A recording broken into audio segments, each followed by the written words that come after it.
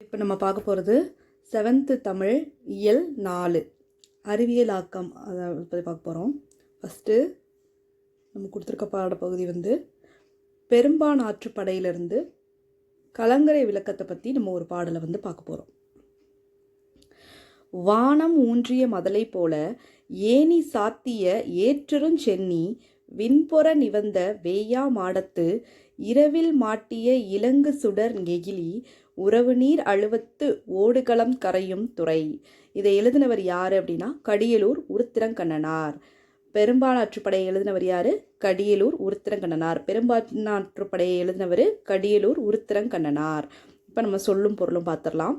மதலை, தூண், நெகிழி, தீச்சுடர், அழுவம், கடல். அழுவம்னா நம்ம இன்னொன்று பார்த்தோம், காடுக்கும் இன்னொரு பேர் அழுவம் இருந்துச்சு. அப்போ காடு கடல் ரெண்டுக்குமே அழுவம். இது கடல் ஆழமாக இருக்கும், அதனால அழுவம்.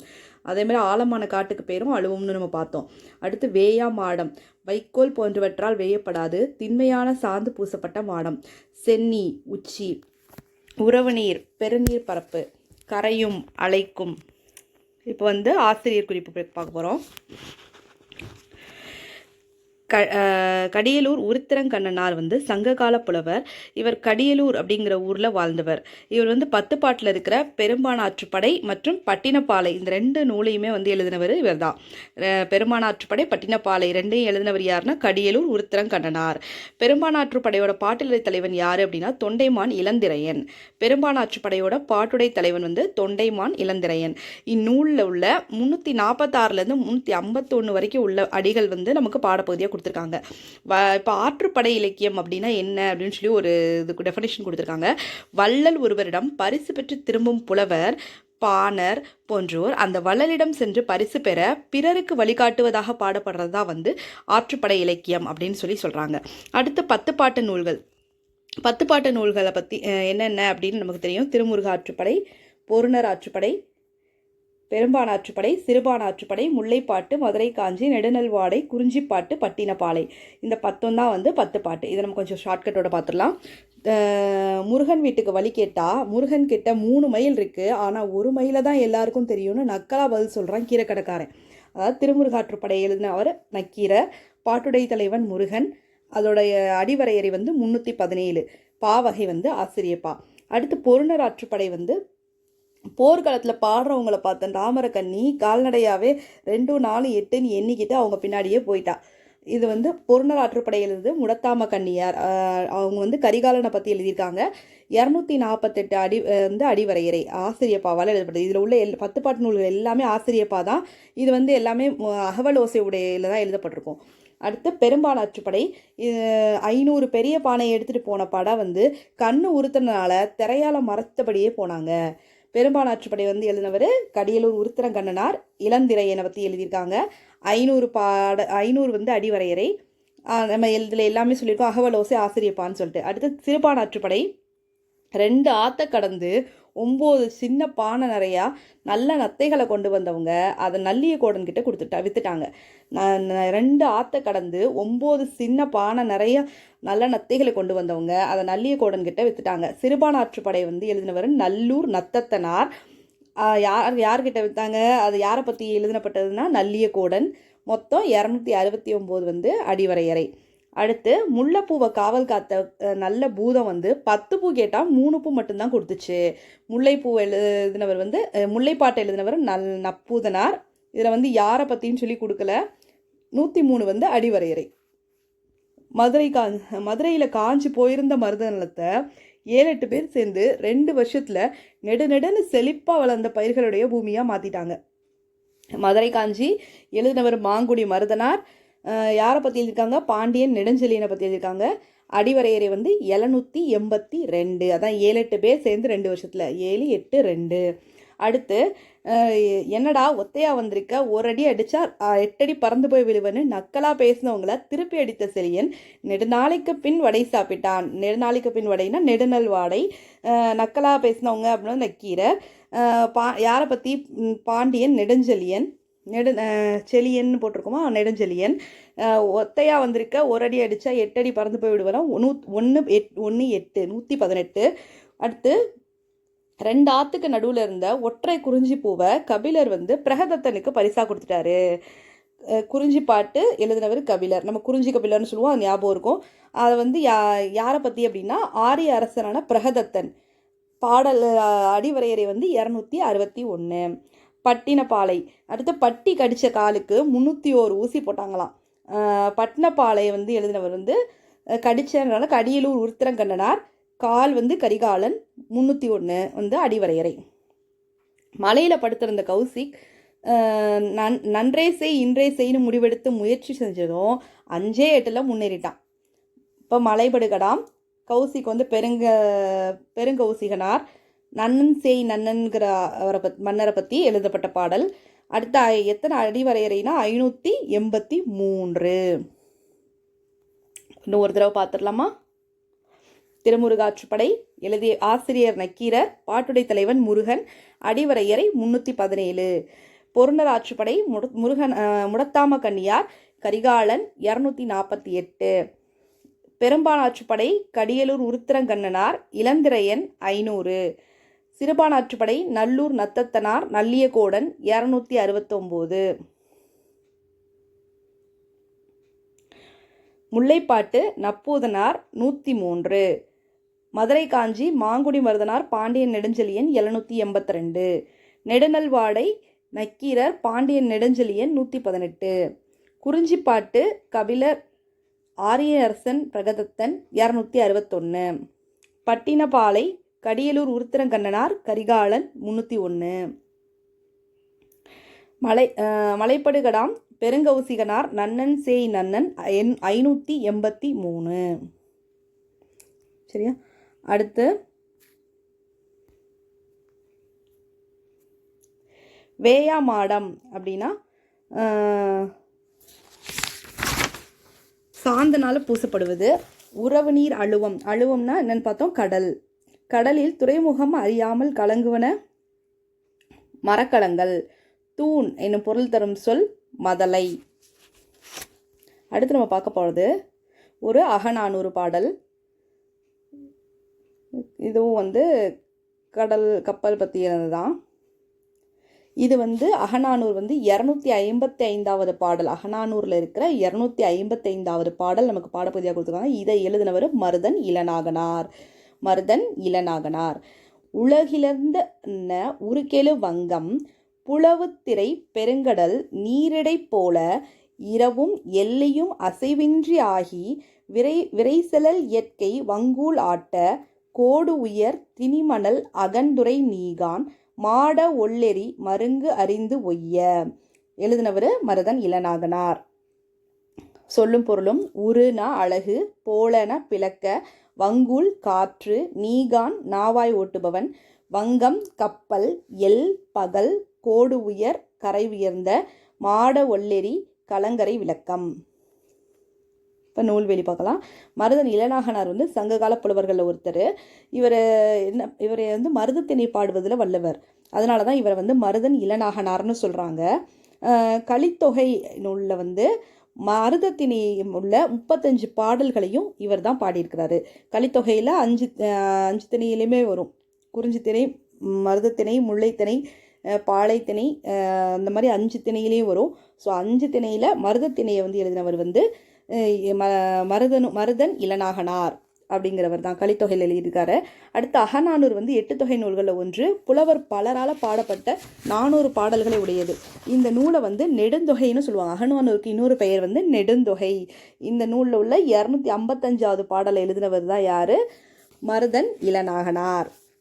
8 தொகை நூல்கள் என்னென்ன? நற்றிணை, குறுந்தொகை, ஐங்குறுநூறு, பதிற்றுப்பத்து, பதிபாடல், கலித்தொகை, அகநானூறு, புறநானூறு. இயற்கை வங்கூல் ஆட்ட. இதில் வங்கூல் அப்படின்னா காற்று. மக்கள் டேஷ் ஏறி வெளிநாடுகளுக்கு சென்றனர். வங்கத்தில் ஏறி. வங்கம்னா கப்பல். புலால் நாற்றமுடையதாக அகநானூறு கூறுவது கடல். பெருங்கடல் எனும் சொல்லை பிரித்தெழுத கிடைப்பது பெரும் பிளஸ் கடல், பெரிய பிளஸ் கடல். இன்று பிளஸ் ஆகி என்பதை சேர்த்தெழுத கிடைக்கும் சொல் இன்றாகி. எதுகை இடம்பெறாத இணை. எதுகைனா 2வது எழுத்து ஒரே மாதிரி வர்றது தான் எதுகை. அப்போ இரவு இயற்கை, அதுதான் வந்து இணையாக இல்லை. வங்கம் கப்பல், நீகான் நாவாய் ஓட்டுபவன், எல் பகல், மாட ஒல்லெரி கலங்கரை விளக்கம். அடுத்து தமிழரோட கப்பற்கலை. இது வந்து உரைநடை பார்க்க போகிறோம். பயணம் வந்து 3 வகைப்படும். தரைவழி பயணம், நீர்வழி பயணம், வான்வழி பயணம். இப்போ நீர்வழி பயணத்தை வந்து 2 வகையாக பிரிக்கிறாங்க. உள்நாட்டு நீர்வழி பயணம், கடல்வழி பயணம் அப்படின்னு சொல்லிட்டு 2ஆக பிரிக்கிறாங்க. நமக்கு கிடைத்த நூல்கள்லேயே மிகவும் பழமையானது வந்து தொல்காப்பியம். அந்த நூலில் வந்து கடல் பயணத்தை பற்றி முன்னீர் வழக்கம் அப்படின்னு சொல்லிட்டு தொல்காப்பியர் வந்து குறிப்பிடுறாரு. இதிலிருந்து தொல்காப்பியர் காலத்தில் இருந்தே வந்து கப்பல்கள் பயன்படுத்தப்பட்டிருக்கு அப்படின்னு சொல்லி நம்ம தெரிஞ்சுக்கலாம். அடுத்து கடலோடா கால்வல் நெடுந்தேர் கடலோடும் நாவாயும் ஓடா நிலத்து அப்படின்னு சொல்லி திருக்குறளில் இருந்து திருவள்ளுவர் குறிப்பிட்டிருக்கிறாரு. இதுல இருந்து திருவள்ளுவர் காலத்துலேயும் கப்பல் இருந்திருக்கு அப்படின்னு சொல்லி தெரிஞ்சுக்கிறோம்.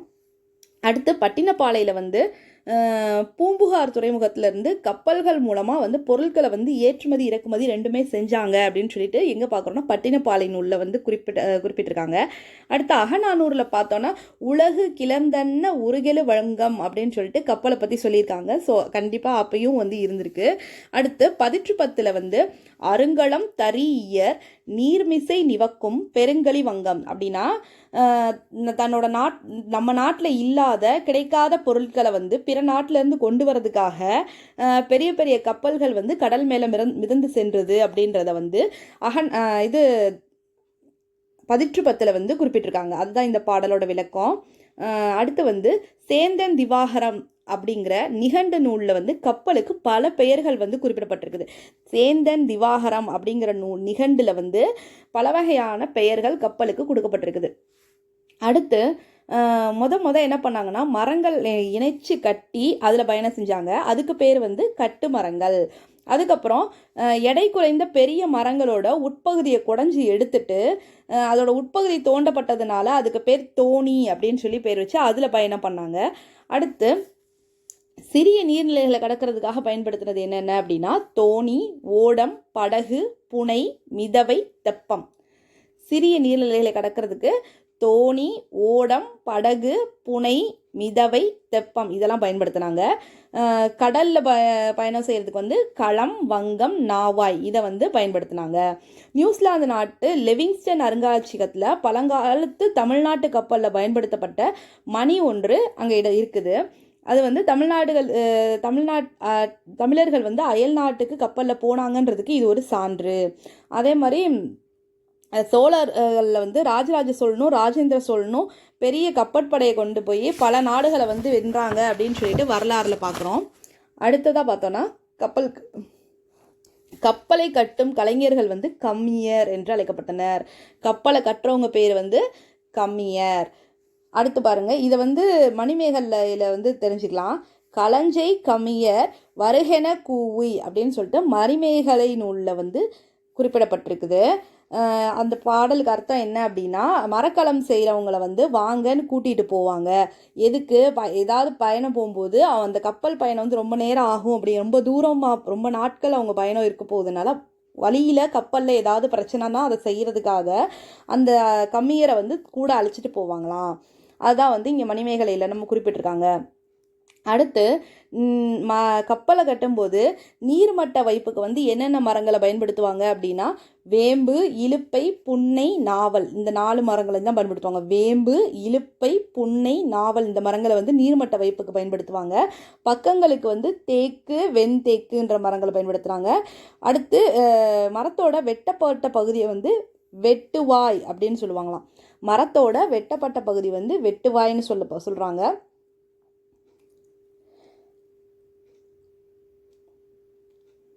அதோட நிறத்தை வச்சே வந்து மரத்தோட தன்மையை வந்து கண்டுபிடிச்சிருவாங்களாம். அடுத்து இளைத்த மரத்தில் இருக்கிற உருவம் வந்து கண்ணடை அப்படின்னு சொல்லுவாங்க. இளைத்த மரத்தில் வந்து உருவங்கள் வந்து செதுக்கப்பட்டிருக்கும், அது வந்து கண்ணடை. அதே மாதிரி சுழி உள்ள மரங்களை வந்து அவங்க பயன்படுத்த மாட்டாங்க. நீளம், அகலம், உயரம் இதெல்லாம் வந்து சரியாக கணக்கிட்டு கப்பலை உருவாக்கினாங்க. இதை வந்து தச்சு முழம் அப்படிங்கிற நீட்டளவையினால் அளந்தாங்க.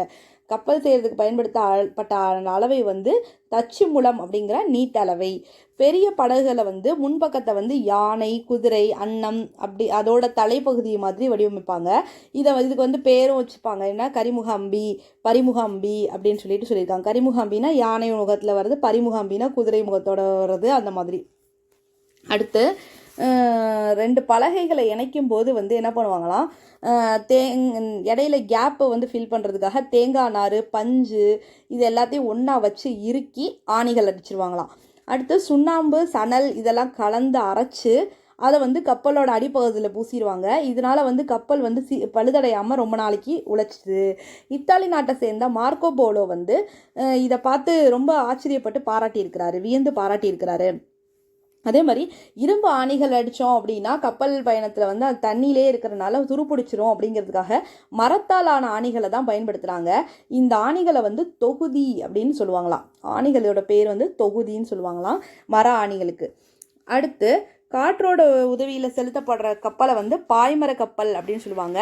இதை வந்து பல வகையாக சொல்லலாம். பெரிய பாய்மரம், திருக்கைத்தி பாய்மரம், காண பாய்மரம், கோசு பாய்மரம் அப்படின்னு சொல்லிட்டு ஒரு 4 பேர் கொடுத்துருக்காங்க.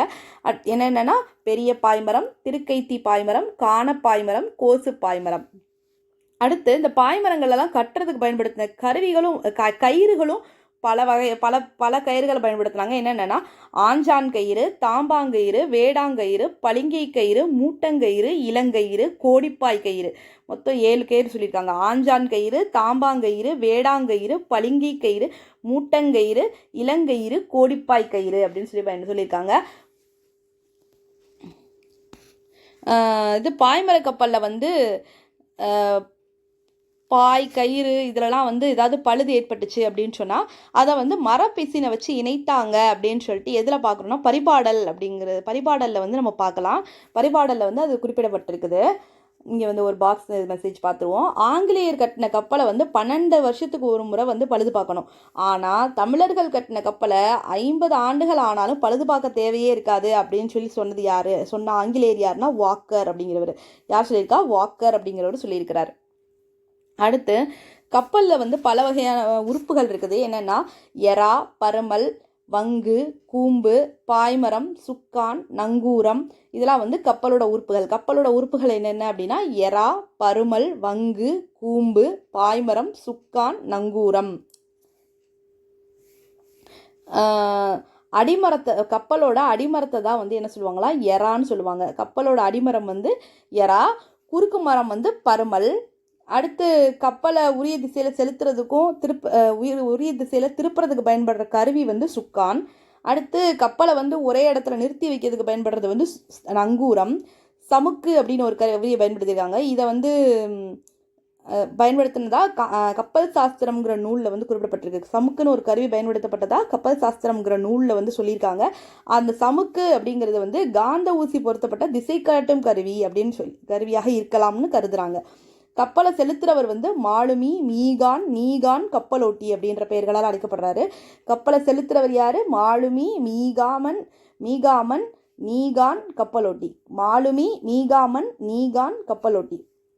அடுத்து காற்றின் திசையை அறிந்து கப்பலை செலுத்துகிற முறையை வந்து தமிழர்கள் நல்லாவே தெரிஞ்சிருந்தாங்க. இதை பற்றி புறப்பாடல் அடிகளில் வந்து வெண்ணிய குரத்தியர் வந்து விளக்கி சொல்லியிருக்காங்க. என்னன்னா நளியிரு முன்னீர் நாவாய் ஓட்டி வழிதொழில் ஆண்ட உறவோன் மருக. அதாவது கடல்ல பெரிய பெரிய களங்களை வந்து காற்றோட சீற்றத்தினால பாதிக்கப்படாம செலுத்தக்கூடிய திறமையுடையவர்கள் தான் வந்து சோழ மன்னர்கள் அப்படின்னு சொல்லிட்டு வெண்ணிய குரத்தியார் வந்து புறப்பாடல்ல வந்து சொல்லியிருக்கிறாங்க.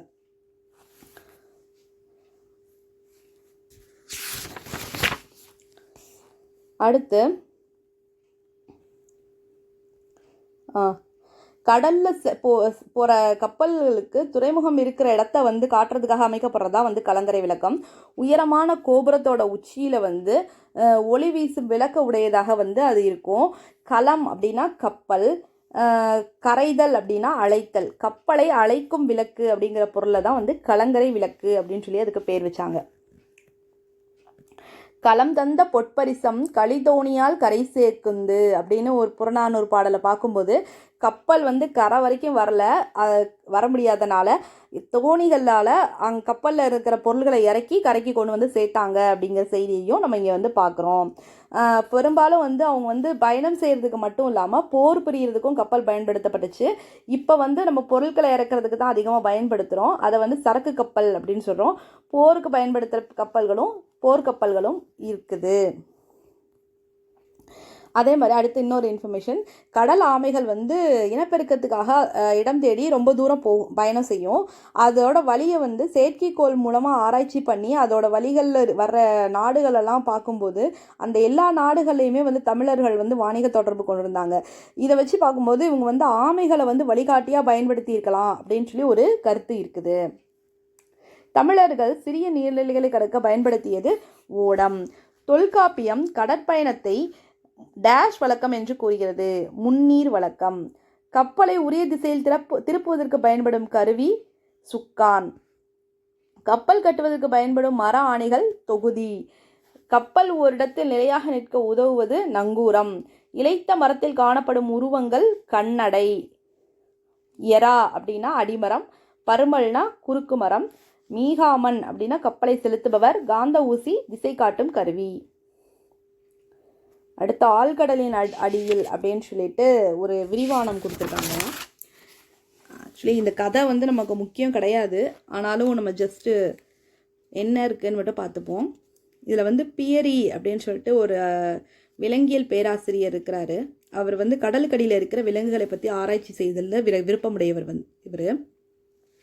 அப்போ வந்து ஒரு உலோகத்தாலான ஒரு விலங்கு வந்து இந்த கடலுக்குள்ளே திடீர்னு வந்துடுச்சு, அது வந்து எல்லாரையும் தாக்குது அப்படின்னு சொல்லி ஒரு செய்தி பரவுது. அதனால் என்ன பண்ணுறாங்கன்னா, அமெரிக்காவில் வந்து நியூயார்க்லேருந்து ஒரு போர்க்கப்பல் கிளம்புது. அதில் வந்து அதோட தலைவராக வந்து யார் இருக்காங்கன்னா, ஃபராகட் அப்படிங்கிறவர் கப்பல் தலைவராக இருக்கிறாரு. அவர் வந்து அதுக்கப்புறம் வேட்டையாடுறதுல வல்லவரான நெட் அப்படிங்கிறவரும் அந்த கப்பலில் வராரு. அவரும் அதுக்கப்புறம் யார் போகிறாங்க, பியரி அப்படிங்கிறவரும் பியரியோட உதவியாளர் கான்சிலும் வந்து போகிறாங்க. அந்த கப்பலில் வந்து கடைசியில் அவங்க சிறைபிடிக்கப்படுறாங்க. அதில் என்னதுன்னா அது ஒரு நீர்மூழ்கி கப்பல்.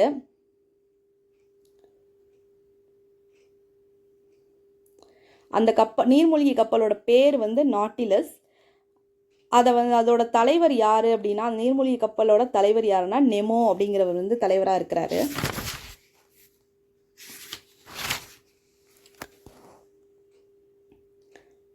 அதுக்கப்புறம் அதுலேருந்து சுழல்லேருந்து தப்பிச்சு அவங்க வந்து கண் விழிச்சப்ப எங்கே இறங்குனாங்கன்னா, நார்வே கடற்கரையில் வந்து தப்பிச்சிருந்தாங்க. இவ்வளோதான் கதை. அந்த நீர்மூழ்கி கப்பல்லேருந்து அவங்க எப்படி தப்பிச்சு வெளியே வந்தாங்க அப்படிங்கிறது தான் வந்து இந்த கதை. இவ்வளோ தான் அதில் இன்ஃபர்மேஷனாக ஞாபகம் வச்சுக்கிற மாதிரி, மற்றபடி கதை தான் ஃபுல்லாக. அடுத்து அதோட நூல்வெளி பார்க்கலாம். இப்போ ஆழ்கடலின் அடியில் அப்படிங்கிற கதையை பார்த்தோம். ஸோ இந்த கதையை எழுதினவர் யார் அப்படின்னா ஜூல்ஸ் வெர்ன் அப்படிங்கிற பிரெஞ்சு நாட்டை சேர்ந்தவர். இவர் வந்து அறிவியல் புனைகதைகளின் தலைமகன் அப்படின்னு சொல்கிறாங்க. அறிவியல் புனைகதைகளின் தலைமகன் அப்படின்னு அழைக்கப்படுறவர் யாருன்னா ஜூல்ஸ் வெர்ன். அறிவியல் புனைக்கதைகளின் தலைமகன் ஜூல்ஸ் வெர்ன்.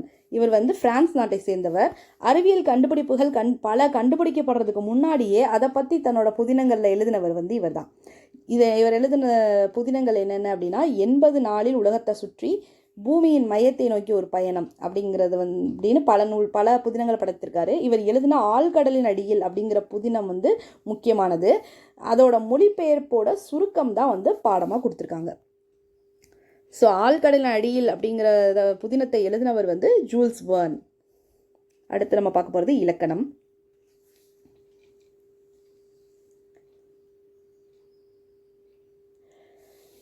ஓர் எழுத்து தனித்தும் ஒன்றுக்கு மேற்பட்ட எழுத்துக்கள் தொடர்ந்தும் வந்து பொருள் தருவது சொல். சொல்லுக்கு வேறு பெயர்கள் என்னென்ன அப்படின்னா மொழி, பதம், கிளவி. இது எல்லாத்துக்குமே சொல்லுன்னு தான் பொருள். மொழி, பதம், கிளவி. இப்போ இலக்கண முறைப்படி வந்து சொல்ல வந்து 4 வகையாக பிரிக்கிறாங்க. பெயர்ச்சொல், வினைச்சொல், இடைச்சொல், உரிச்சொல். அதே மாதிரி இலக்கியத்திலையும் இதை 4 வகையாக பிரிக்கிறாங்க. இயற்சொல், திரிச்சொல், திசைச்சொல், வடச்சொல் அப்படின்னு சொல்லி பிரிக்கிறாங்க. ஃபஸ்ட்டு இயற்சொல்னா என்னன்னு பார்க்கலாம். எளிதில் பொருள் விளங்கும் வகையில் அமைந்த சொல் வந்து இயற்சொல் அப்படின்னு சொல்லுவாங்க. இந்த இயற்சொல் வந்து பெயர், வினை, பெயர் இயற்சொல், வினை இயற்சொல், இடை இயற்சொல், உரி இயற்சொல்னு 4 வகைப்படும் அப்படின்னு சொல்கிறாங்க. கப்பல், கடல், கப்பல், எழுதினான், படித்தான், இது எல்லாமே வந்து இயல்பாக படித்தோடனே நமக்கு பொருள் விளங்குது. அந்த மாதிரியான சொற்கள் வந்து இயற்சொல். அடுத்து திரிசொல் அப்படின்னா கற்றோருக்கு மட்டுமே விளங்குபவையாகவும் இலக்கியங்களில் மட்டுமே பயின்று வருபவையாகவும் அமையும் சொற்கள் வந்து திரிசொல் அப்படின்னு எனப்படும். அதாவது சில சொற்களை வந்து நம்ம கல்வி அறிவு இல்லை அப்படின்னா அந்த சொற்களை வந்து நமக்கு புரியாது, புதிதாக இருக்கும். அந்த மாதிரி சொற்கள் தான் வந்து என்னென்னா திரிசொல்னு சொல்கிறாங்க. வங்கூல், அழுவம், சாற்றினான், இதெல்லாம் வந்து கற்றவர்களுக்கு தான் தெரியும். இதுக்கு வந்து அழுவம்னா நமக்கு தெரியும், கடல், அப்புறம் காடு. வங்கம்னா கப்பல். இயம்பினான், பயின்றான் அப்படின்றதெல்லாம் நமக்கு தெரியும் அவங்க செய்கிறது. அடுத்து அன்ன அப்படின்னா ஒரே மாதிரியான, மானனாலும் ஒரே மாதிரியான அப்படி பொருள் தான் வரும். கூர்னா மிகுதி, களினா நம்ம கழிக்கிறது, பொருட்களை கழிக்கிறது, வேண்டாததெல்லாம் கழிக்கிறது, மிகுதி, களி அப்படி அந்த பொருள் தான் வரும். அதெல்லாம் வந்து நம்ம கற்றோருக்கு மட்டும் தான் தெரியும். திரிசொற்களை வந்து ஒரு பொருள் குறித்த பல திரிசொல்கள் எனவும் பல பொருள் குறித்த ஒரு திரிசொல் எனவும் இருவகைப்படுத்தலாம். திரிசொலை வந்து 2 வகையாக பிரிக்கிறாங்க. என்னென்னா ஒரு பொருள் குறித்த பல திரிசொற்கள் இருக்கான், ஒரு பொருளுக்கு பல சொற்கள் இருக்கான். அதே மாதிரி பல பொருள் குறித்த ஒரு திரிசொல், பல பொருளுக்கு ஒரு பேரும் இருக்கான்.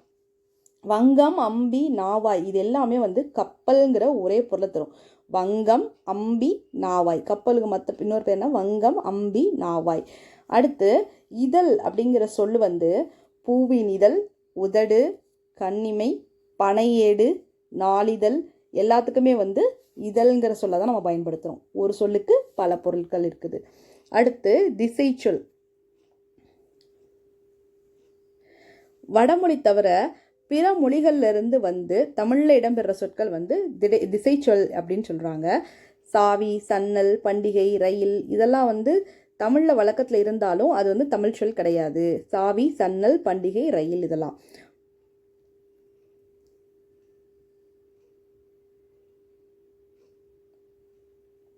முற்காலத்தில் வந்து கேணி, பெற்றம் இதுவுமே வந்து திசை சொற்கள் அப்படின்னே குறிப்பிடப்படுது. பெற்றம்னா பசு, கேணினா கிணறு. அடுத்து வடசொல். வடமொழியிலிருந்து வந்து தமிழில் இடம்பெற சொற்கள் வந்து வட சொற்கள். முதல்ல திசை சொல்ல என்ன பார்த்தோம், வடசொல் இல்லாமல் வடமொழி தவிர மற்ற மொழியிலிருந்து வர்றது வந்து திசை சொல்ல சொன்னோம். இப்போ வடமொழியிலிருந்து வந்துச்சு அப்படின்னா அதை வந்து வட சொற்கள் அப்படின்னு சொல்கிறோம். வடமொழி அப்படின்னா அது சமஸ்கிருதம். வடமொழிங்கிறது வந்து சமஸ்கிருதம். இது என்னென்ன வர சொற்கள்னா வருடம், மாதம், கமலம், விடம், சக்கரம் இதெல்லாம் வந்து வடமொழி சொற்கள். வட சொற்களை வந்து தற்சமம், தட்பவம் அப்படின்னு 2 வகையாக பிரிப்பாங்க. வட சொற்களை வந்து என்னென்ன பிரிப்பாங்க, தற்சமம், தட்பவம் அப்படின்னு 2 வகையாக பிரிப்பாங்க. தற்சமம், தட்பவம்னு 2ஆக பிரிக்கிறாங்க. கமலம், அலங்காரம் அப்படின்னு வடமொழியில் இருக்கிற மாதிரியே தமிழில் எழுதுறத வந்து வடமொழியில் உள்ளதை அப்படியே தமிழில் எழுதுறது வந்து தற்சமம். கமலம், அலங்காரம் அப்படிங்கிறது வடமொழியில் இருக்குது. அந்த வார்த்தை வந்து அப்படியே தமிழ் எழுத்துக்களை பயன்படுத்தி எழுதுகிறோம், அது வந்து தற்சமம். லக்ஷ்மி அப்படிங்கிறத இலக்குமி அப்படின்னும், விஷம் அப்படிங்கிறத விடம் அப்படின்னு தமிழ் எழுத்தில் மாற்றி எழுதுறது, அப்படியே எழுதுறது வந்து தற்சமம். கொஞ்சம் அதில் மாற்றி அதை வட எழுத்துக்கள் வராமல், வடமொழி எழுத்துக்கள் வராமல் மாற்றி எழுதுறது வந்து தட்பவம் அப்படிங்கிறாங்க. லக்ஷ்மி அப்படிங்கிறத லக்குமி, விஷம்ங்கிறத விடம், அந்த மாதிரி எழுத்துக்களால் மாற்றி எழுதுறது தட்பவம். எல்லாருக்கும் எளிதில் பொருள் விளங்கும் சொல் இயற்சொல். பல பொருள் தரும் ஒரு சொல் என்பது திரிசொல். வடமொழி என்று அழைக்கப்படும் மொழி சமஸ்கிருதம். இயற்சொல் சோறு, திரிசொல் அழுவம், திசை சொல் பெற்றம், வடசொல் ரத்தம். அடுத்து நம்ம பார்க்க போகிறது காலம் 3 வகைப்படும். அதாவது டென்ஸ், இங்கிலீஷில் டென்ஸ் பார்ப்போம்ல, அது மாதிரி காலம் 3 வகைப்படும். இறந்த காலம், நிகழ்காலம், எதிர்காலம். நடந்த செயலை குறிப்பது இறந்த காலம், பார்த்தான், ஆடினான், பறந்தது. நடக்கின்ற செயலை குறிப்பது நிகழ்காலம், பார்க்கிறான், ஆடுகின்றாள், பறக்கிறது. நடக்க இருக்கும் செயலை குறிப்பது வந்து எதிர்காலம், காண்பான், ஆடுவாள், பறக்கும். அடுத்து கலைச்சொல் அறிவோம். கலங்கரை விளக்கம், லைட் ஹவுஸ், பெருங்கடல், ஓஷன், கப்பல் தொழில்நுட்பம், மரைன் டெக்னாலஜி, கடல்வாழ் உயிரினம், மரைன் கிரியேச்சர், நீர்மூழ்கி கப்பல், சப்மரைன், துறைமுகம், ஹார்பர், புயல், ஸ்டாம், மாலுமி, செயிலர், நங்கூரம், ஆங்கர், கப்பல் தளம், ஷிப்யார்டு.